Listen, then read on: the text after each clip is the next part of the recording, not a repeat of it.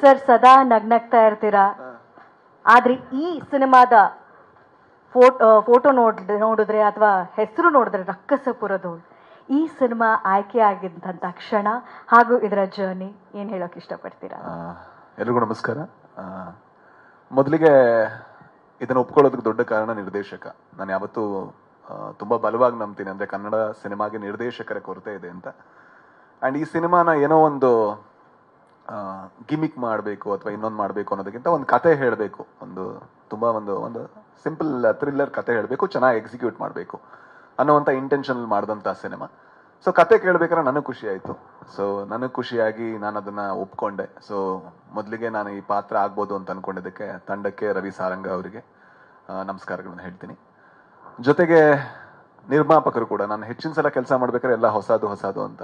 ಇದರಲ್ಲಿ ರವಿ ವರ್ಮಾ ಅವರು ಮೊದಲ ಬಾರಿಗೆ ನಿರ್ಮಾಪಕರಾಗಿ ಕಣಕ್ಕಿಳಿತಾ ಇದ್ದಾರೆ. ಸೊ ಬಹಳಷ್ಟು ಎಕ್ಸ್ಪೀರಿಯನ್ಸ್ ಇದೆ ಅವರಿಗೆ. ಅವರಿಗೂ ಕೂಡ ಈ ಸಿನಿಮಾದಿಂದ ಬಹಳ ಒಳ್ಳೇದಾಗ್ಲಿ ಅಂತ ನಾನು ಕೇಳ್ಕೊತೀನಿ. ಜೊತೆಗೆ ಎಲ್ಲ ನನ್ನ ಕೋ ಆಕ್ಟರ್ಗಳಿದ್ದಾರೆ. ಸೊ ಎಲ್ರಿಗೂ ಕೂಡ ಅಂದ್ರೆ ತುಂಬಾ ಒಳ್ಳೆ ರೀತಿ ಪರ್ಫಾರ್ಮ್ ಮಾಡಿದ್ದಾರೆ. ಅವರಿಂದ ಎಷ್ಟು ಸಾಧ್ಯನೋ ಅಷ್ಟು ಈ ಸಿನಿಮಾನ ಎಲಿವೇಟ್ ಮಾಡೋಕ್ಕೆ ಪ್ರಯತ್ನ ಪಟ್ಟಿದ್ದಾರೆ.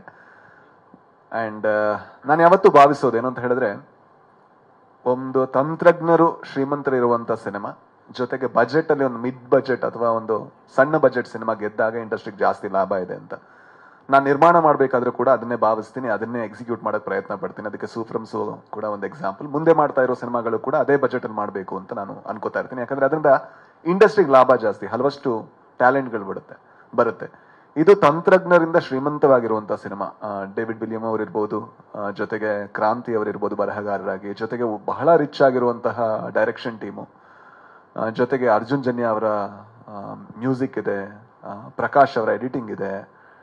ಎಲ್ಲ ತಂತ್ರಜ್ಞರು ಶ್ರೀಮಂತರಾಗಿರುವಂತಹ ಸಿನಿಮಾ. ಬಟ್ ಒಂದು ಮಿಡ್ ಬಜೆಟ್, ಒಂದು ಫ್ಯಾಮಿಲಿ ನೋಡ್ಬೋದಾ ಅಂತ ಒಂದು ಎಂಟರ್ಟೈನರ್. ಹಾಗಾಗಿ ಈ ಸಿನಿಮಾ ಗೆದ್ರೆ ಇಂಡಸ್ಟ್ರಿಗೆ ಜಾಸ್ತಿ ಲಾಭ ಇದೆ. ಜೊತೆಗೊಬ್ಬ ಡೆಬ್ಯೂಟೆಂಟ್ ನಿರ್ದೇಶಕ ಬರ್ತಾರೆ, ಒಂದು ಡೆಬ್ಯೂಟೆಂಟ್ ನಿರ್ಮಾಪಕ ಗೆಲ್ತಾರೆ, ಆಗ ಇಂಡಸ್ಟ್ರಿಗೆ ಇನ್ನೂ ಜಾಸ್ತಿ ಲಾಭ ಇದೆ ಅಂತ ನಾನು ಭಾವಿಸ್ತೀನಿ. So thank you. ಸಿನಿಮಾ 6ನೇ ತಾರೀಕು ರಿಲೀಸ್ ಆಗ್ತಾ ಇದೆ. ನಮ್ಮ ಸಿನಿಮಾ ನೋಡಿ, ಸಿನಿಮಾ ಇಷ್ಟ ಆದ್ರೆ ದಯವಿಟ್ಟು ಎಲ್ರಿಗೂ ಹಂಚ್ಕೊಳ್ಳಿ. Thank you.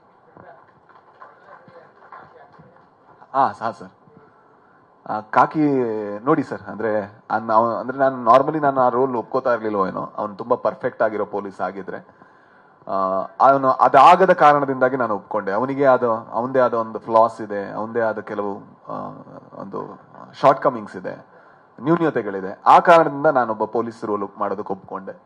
ಸೊ ಹಾಗಾಗಿ ಕಾಕಿ ಹಾಕಿ ಅವನ್ ಕದರ್ ತೋರಿಸೋದಕ್ಕಿಂತ ಅವನೊಳಗಿರುವಂತ ಏನೋ ಹೋರಾಟದಲ್ಲಿರುವಂತ ಒಬ್ಬ ಮನುಷ್ಯ, ಒಬ್ಬ ಸಾಮಾನ್ಯ ಮನುಷ್ಯ ಅಷ್ಟೇ.